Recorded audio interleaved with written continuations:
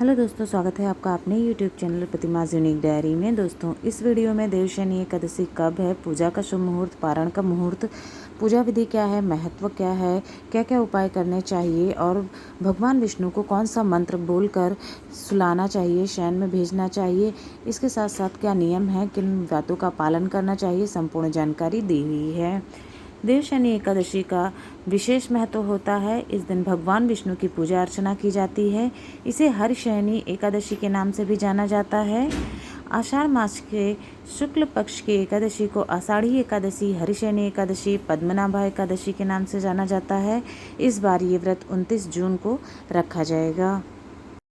देवशयनी एकादशी तिथि कब से शुरू हो रही है, इसके साथ साथ क्या मुहूर्त है पूजा का।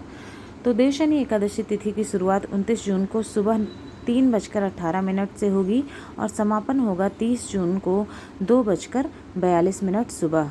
इसलिए इस व्रत को रखा जाएगा 29 जून को।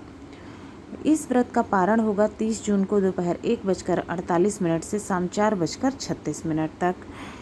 व्रत का पारण समय 1:48 से शाम 4:36 तक रहेगा 30 जून को।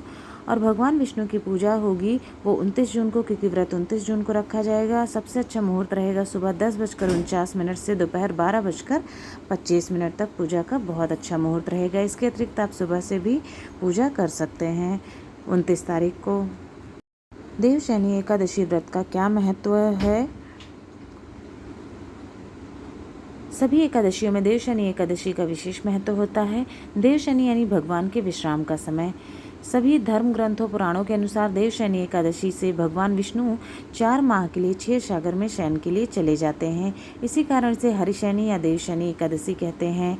इस तिथि से ही चतुर्मास आरंभ हो जाता है, जिसमें 4 महीने के लिए किसी भी तरह का शुभ विवाह कार्य, मांगलिक कार्य वर्जित हो जाता है। इस बार क्यों खास है देवशयनी एकादशी दोस्तों, तो देवशयनी एकादशी पर आमतौर पर 4 माह तक शयनकाल होता है, लेकिन 2023 में अधिक मास भी लग रहे हैं। इसलिए इस एकादशी के बाद 5 महीने तक भगवान विष्णु योग निद्रा में रहेंगे। इन 5 महीनों में गृह प्रवेश, शादी, सगाई, जनेऊ और कोई भी मांगलिक कार्य नहीं हो पाएंगे। इसके साथ साथ इस बार देवशयनी एकादशी गुरुवार के दिन पड़ रही है। ये दोनों ही भगवान विष्णु को समर्पित है। ऐसे में व्रती को पूजा जप तप का 2 गुना फल प्राप्त होगा। देवशयनी एकादशी के दिन पूजा करने के लिए कौन कौन से सामान की ज़रूरत पड़ेगी। भगवान विष्णु का फोटो अथवा चित्र अथवा मूर्ति, पुष्प, नारियल, सुपारी, फल, लौंग, धूप, दीप, घी, पंचामृत, अक्षत, तुलसी दल, चंदन और मिष्ठान। देवशयनी एकादशी पर भगवान विष्णु की पूजा विधि इस प्रकार है।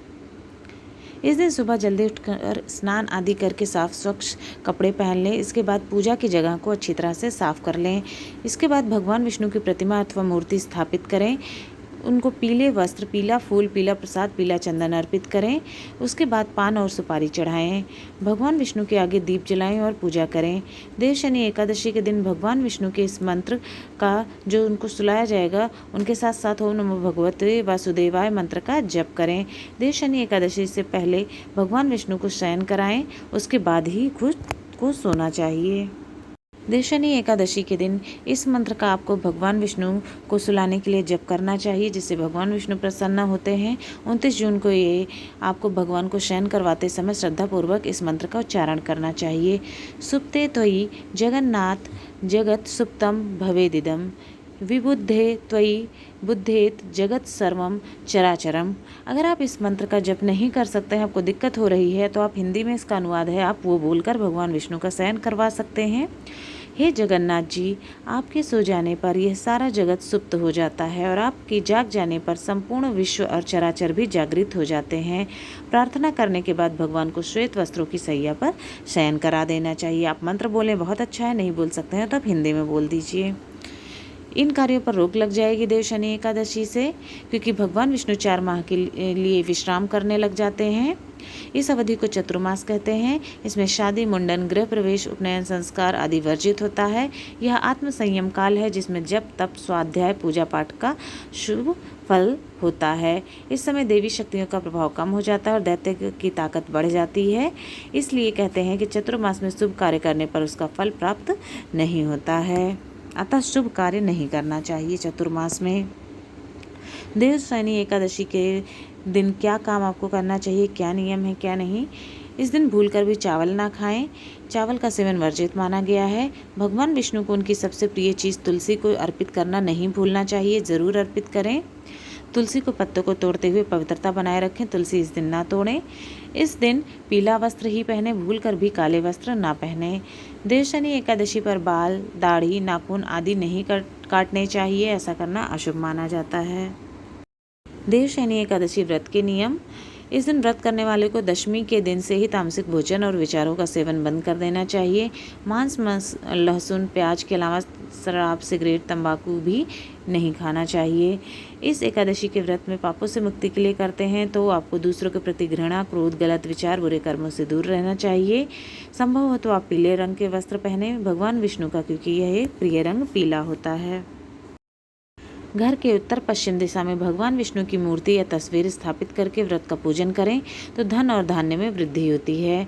देवशयनी एकादशी पर भगवान विष्णु की पूजा में पंचामृत, तुलसी का पत्ता, पीले फूल, केसर, हल्दी का विशेष उपयोग करना चाहिए। एकादशी के दिन नाखून, बाल, दाढ़ी आदि नहीं कटाना चाहिए। इस दिन साबुन, तेल आदि का उपयोग भी वर्जित होता है। इसके अलावा अन्य एकादशी व्रतों के जो नियम होते हैं उसका नियम यहाँ पर भी लागू होता है।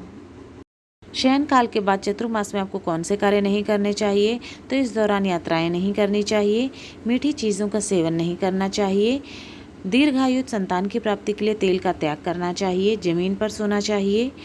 इस दौरान 4 माह के दौरान आपको मूली, परवल, शहद और बैंगन का सेवन नहीं करना चाहिए। किसी दूसरे व्यक्ति द्वारा दिए गए दही और चावल को ग्रहण नहीं करना चाहिए। सुख समृद्धि, भगवान विष्णु को प्रसन्न करने के लिए, धन धान्य में वृद्धि करने के लिए आप कुछ उपाय कर सकते हैं। माँ लक्ष्मी, भगवान विष्णु की कृपा पाने के लिए दक्षिणावर्ती शंख में जल भरकर लक्ष्मी नारायण का जलाभिषेक करें। इससे न सिर्फ माता लक्ष्मी बल्कि भगवान विष्णु प्रसन्न होंगे, घर पर उनकी कृपा बनी रहेगी।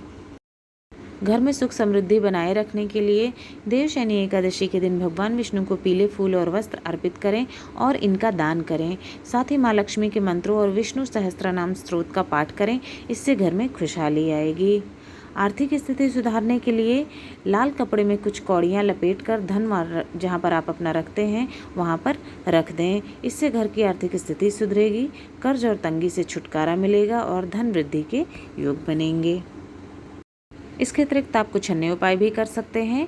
देवशयनी एकादशी के दिन व्रत रख शाम के समय भगवान विष्णु के लिए बिस्तर लगाएं।